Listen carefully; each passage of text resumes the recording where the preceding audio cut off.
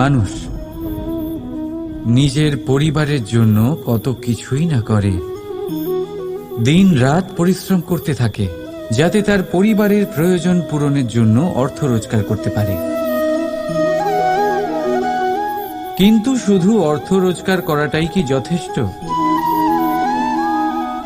আপনি বলবেন হ্যাঁ, নিশ্চয়ই। অর্থ দিয়ে সব কিছু পাওয়া যায়, বিদ্যা পাওয়া যায়, বাড়ি পাওয়া যায়, ওষুধ পাওয়া যায়, আর কত কিছুই না পাওয়া যায়।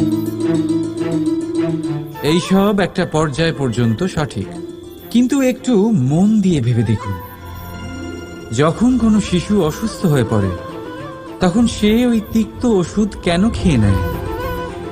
এই জন্য কারণ ওর পিতা সেই ওষুধ অর্থ দিয়ে কিনেছে? না, বরং এই জন্য কারণ তার পিতা যে তার সামনে দাঁড়িয়ে, তার উপরে তার বিশ্বাস আছে। বিশ্বাস আছে যে উনি তার কিচ্ছু হতে দেবেন না। এই বিশ্বাস, এই সংস্কার, এই শিক্ষা কখনো অর্থ দিয়ে পাওয়া যায় না। এটা পাওয়া যায় সেই সময় থেকে যা মাতা পিতা তাদের সন্তানের সাথে কাটিয়েছেন। তাই জীবনে অর্থ অবশ্যই উপার্জন করুন, কিন্তু নিজের পরিবারকেও সময় দিন, আনন্দ পাবে। রাধা রাধা। প্রকৃতি মানুষকে এক বিশেষ শক্তি দিয়েছে, অন্য জীবের থেকে বেশি শক্তি দিয়েছে, স্মরণ শক্তি। এই শক্তি মানুষকে অন্য জীবের থেকে ভিন্ন করে, ইতিহাস রচনা করার প্রেরণা দেয়, জ্ঞানকে বংশানুক্রমে এগিয়েও নিয়ে যায়। আর যারা ভুলে যান, অধিকাংশ সময় তারা উপহাস আর দয়ার পাত্র হয়ে যান। কিন্তু এটাই কি প্রকৃত রূপে সত্য? না। এই স্মরণ শক্তি মানুষের বিকাশের সব থেকে বড় বাধা হয়ে দাঁড়ায়, তার মনকে দূষিত করে দেয়। খারাপ অভিজ্ঞতা, কারোর করা বিশ্বাসঘাতকতা, কারোর কটাক্ষ বেশিরভাগ মানুষই ভুলতে পারেন না, আর তারপর প্রতিশোধ নিতে উদ্যত হন। প্রথমে সময় নষ্ট করেন প্রতিশোধের প্রস্তুতিতে, আর তারপর সময় নষ্ট করেন প্রতিশোধ নেওয়ার সুযোগ খুঁজতে। যদি সন্তুষ্টি পেতে চান, যদি জীবনে আনন্দ পেতে চান, তাহলে স্মরণ শক্তির সদ্ব্যবহার করুন। নিজের স্মরণ শক্তিকে চালনা করুন শুধুমাত্র ভালো কথা আর ভালো স্মৃতির দিকে। জীবনে আনন্দ পাবেন। রাধা রাধা। সময় কত বিচিত্র হয়। সময় আমাদের পক্ষে থাকলে আমরা নিজেদের রাজা মনে করে নিই, আর সেই সময় যদি বিপক্ষে চলে যায় তাহলে নিঃস্ব হতে সময় লাগে না। তাই মানুষের একটা অভ্যেস আছে, খারাপ সময়ের জন্য কিছু সঞ্চয় করা। আত্মীয়, বন্ধু খারাপ সময় পাশ থেকে সরে যায়। যশ, মান প্রতিকূল সময় চিরস্থায়ী হয় না। তাই মানুষ মনে করে অর্থ সঞ্চয় করাই শ্রেয়। অর্থের কোনো হৃদয় নেই যা সময়ের সাথে পরিবর্তিত হবে। সংসার বলে সর্বদা অর্থ সঞ্চয় করতে থাকুন। খারাপ সময় অবশ্যই কাজে লাগবে, কিন্তু আমি বলবো শুভ কর্ম করতে থাকুন, আনন্দে থাকুন, নিজের ওপর আর ঈশ্বরের ওপরে বিশ্বাস রাখুন। খারাপ সময় কখনো আসবেই না। রাধা রাধা। আপনার কি মনে হয় আমি কি করছি? আপনি বলবেন আমি প্রদীপ জ্বালাচ্ছি। সঠিক, কিন্তু প্রশ্ন হচ্ছে যে আমি কি আপনাকে বলেছি যে একে প্রদীপ বলা হয়? না। এই প্রদীপ কি নিজেই নিজের পরিচয় আপনাকে দিয়েছে? না।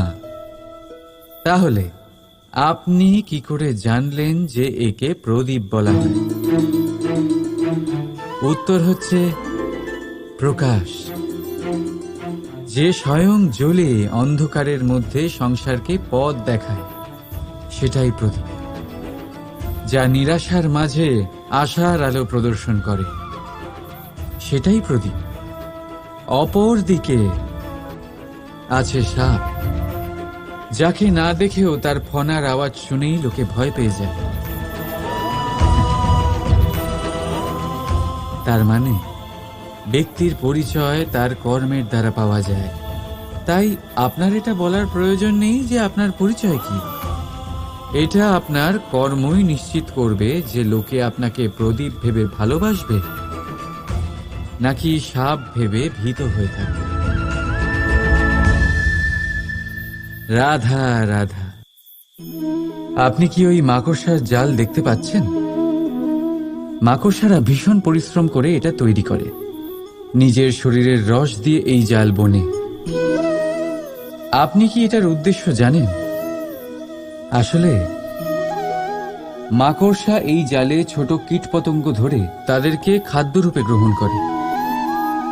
কিন্তু আপনি কি এই কথা জানেন যে একদিন মাকড়সা নিজেই নিজের জালে জড়িয়ে মৃত্যুবরণ করে থাকে? বলুন, কি করেন আপনি এই জাল দেখতে পেলে?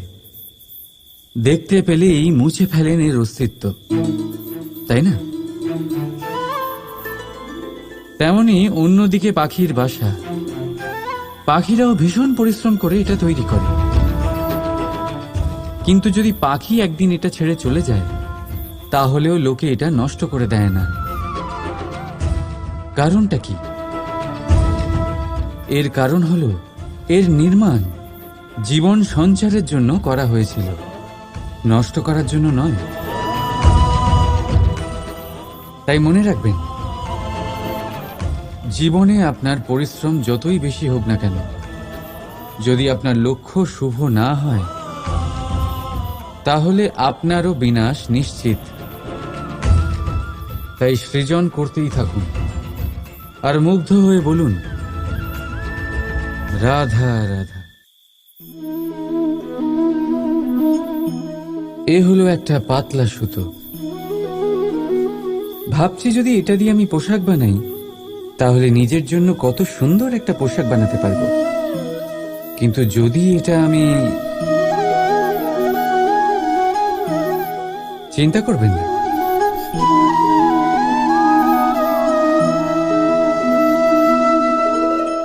দেখুন এই সুতো জোড়া লেগে গেল।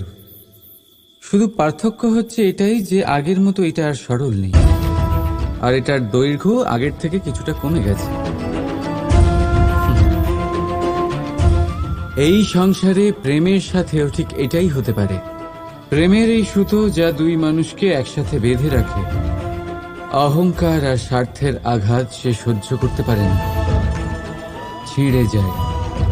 চেষ্টা করলে আবার এই সম্পর্ক হয়তো জোড়া লাগতে পারে, কিন্তু তা আগের মতো কখনোই থাকে না, কারণ মনে গিট পড়ে যায়। সেই জন্য প্রেমকে স্নেহের সাথে সামলে রাখুন, অহংকার আর স্বার্থের থেকে দূরে থাকুন। রাধা রাধা। এই সংসার অনেকটাই বড়, আর আমরা তার কাছে অত্যন্ত নগণ্য।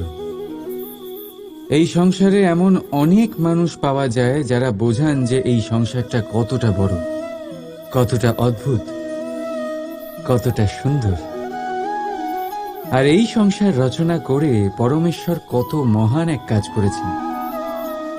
কিন্তু আপনি এই জীবনে মাত্র কয়েকজন মানুষকেই পাবেন যারা আপনাকে এটা বলবেন যে এই সংসারে আপনি কতটা গুরুত্বপূর্ণ, আপনি কতটা অদ্ভুত। যদি আপনি তাদের সাথে থাকেন, তাহলে তারা নতুন কিছু সৃষ্টি করতে পারেন, এই সংসারকে আরো কতটা পবিত্র করতে পারেন। তাই এই সংসারকে গুরুত্ব না দিয়ে সেই মুষ্টিমেয় কিছু মানুষকে গুরুত্ব দিন, কারণ তারাই হলো আপনার আপনজন, আর তারাই আপনাকে সঠিক পথে চালিত করবে।